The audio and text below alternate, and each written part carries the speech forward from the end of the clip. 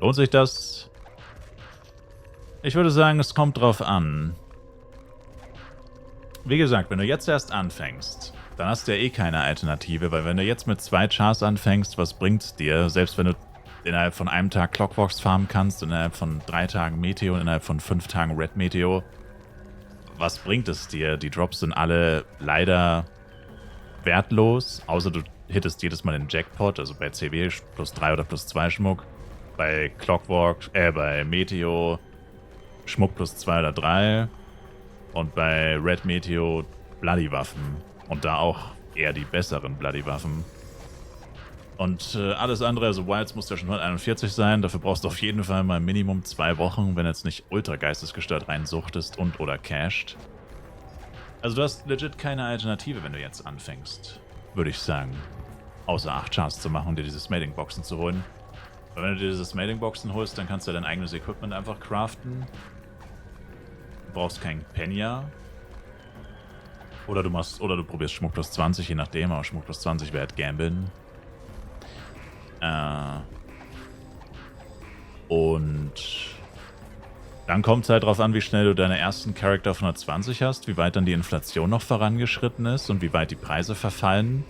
Weil theoretisch wird ja alles immer günstiger. Also ja doch, also die Drops werden immer wertloser und das Penya auch. Also du kriegst immer weniger Penya für deine Drops und für dein Penya kriegst du immer weniger F-Coins. Und das gilt auch für High-End-Drops, also auch für Lusakas Crystal-Waffen und Hernes-Waffen. Auch die werden im Verhältnis immer wertloser. Und ich meine, bis jetzt jemand, der neu anfängt mit 8 Chars 120 hittet, auch wieder vorausgesetzt, dass du nicht geistesgestört reinsuchtest und oder cached, bist ja mal ein paar Wochen beschäftigt auf jeden Fall. Und dann CX wird immer teurer. Ja, ich meine, eine Ausnahme bestätigt nicht die Regel. Oder doch? Ich hasse dieses Sprichwort eigentlich, weil es eigentlich überhaupt keinen Sinn ergibt. Aber in der Regel im Verhältnis zu den F-Coins wird es immer wertloser. Das ist eine Tatsache. Vielleicht trifft das jetzt auf Lusakas Crystal Axe im Speziellen nicht zu. Aber bei den meisten anderen Waffen bei nahezu allen anderen Drops sollte es das sein. Also ich weiß aus persönlicher Erfahrung, bei Clockworks ist es definitiv so. Meteo, Red Meteo 1000%ig auch.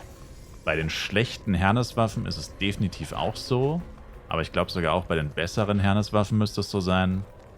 Und gut, bei den allerbesten Lusakas Crystal-Waffen, okay, dann gibt es vielleicht die Ausnahme. Aber auch bei A-Karten, die du aus Dungeons bekommst, also bei den meisten Sachen ist es so. Ultimate Jewel Box ist, glaube ich, noch eine Ausnahme, weil die ist mit der Inflation tatsächlich auch extrem gestiegen. Ultimate Jewel Box hat sich, glaube ich, auch gut gehalten. Aber bei den allermeisten Sachen ist es so. Und du kannst ja nicht steuern, was du droppst. Du kannst ja nicht aussuchen. Ja, ich möchte jetzt bitte nur Lusakas Crystal Axe droppen, weil die am besten gegen die Inflation stehen. Kann man sich ja nicht aussuchen. Also ist das ja eh egal. Wenn es einzelne Ausnahmen gibt, spielt das ja keine Rolle, weil die Regel ist es auf jeden Fall nicht. Die Regel ist, dass es in Penya immer wertloser wird und die F-Coins immer teurer. Also das Penya wird wertloser und das Penya, was du bekommst, wird immer weniger. Langfristig. Und wenn jetzt, wie gesagt, jemand brandneu anfängt, dann muss man ja auch eher langfristig denken, weil der in einer Woche nicht auf 141 kommt und nicht anfängt, Whites zu farmen. Höchstwahrscheinlich. Oder auch nicht Kriton oder so. Und ja. Und ja, gut, ob das dann Sinn macht, dann sich direkt nochmal 8 Chars zu machen, also 8 Chars auf 120 und dann macht man sich direkt die nächsten 8 Chars auf 120. Ich sage mal so, das muss jeder selber wissen. Das Problem ist, das kann man nicht wissen, wenn man brandneu anfängt. Aber das kommt halt auch darauf an, was für eine Art Spieler man ist. Weil viele ja sowieso nicht so viel davon halten, so viele Charakter zu haben. Aber meiner Meinung nach würde es schon Sinn machen. Also zweimal sich 8 Chars zu ziehen, vorausgesetzt es gibt neue Tower Dailies, das weiß man jetzt da noch nicht. Fände ich schon ziemlich sinnvoll, ehrlich gesagt. Tower Dailies und Battle Pass langfristig als Free-to-Play-Spieler ist schon heftig. Also ich hoffe, es kommt noch ein Doppel-Upgrade-Event, dann kann ich euch mal zeigen, Ich meine, klar, es ist natürlich mit einem täglichen Aufwand von mindestens einer Stunde spielen. Also ich muss jeden Tag mindestens eine Stunde spielen, um das aufrechtzuerhalten, mein System. Ich meine, ich spiele jeden Tag viel mehr als eine Stunde, aber ich muss mindestens eine Stunde investieren für Battle Pass und Tower Dailies. Eher so 1 Stunde 20, jetzt mit FEC noch dazu. Aber ich kann es euch mal zeigen auf Burodeng, wie das aussieht, wenn man das ein Jahr oder auch länger mal durchzieht. Also ich habe auf Burodeng Protects im Wert von... Ich will nicht übertreiben, aber es müssten so knapp 150.000 F-Coin sein. Alles sehengebunden. Alles erspielt, alles Free-to-Play. Täglicher Zeitaufwand 1 Stunde 20 Minuten. Ein Jahr lang 150.000 F-Coin. I mean, ich würde schon sagen, dass sich das lohnt. Zeig mir jemanden, der mit 1 Stunde Spielen pro Tag mit 2 Chars 150.000 F-Coin macht. Das dauert ich. Das dauert ich sogar ziemlich heftig, dass das irgendjemand schafft. Ehrlich gesagt. Das bezweifle ich sehr stark. Da kannst du noch so viel Glück haben. Das solltest du in der Regel nicht schaffen können. Indem er 1.500 € einzahlt. Eben.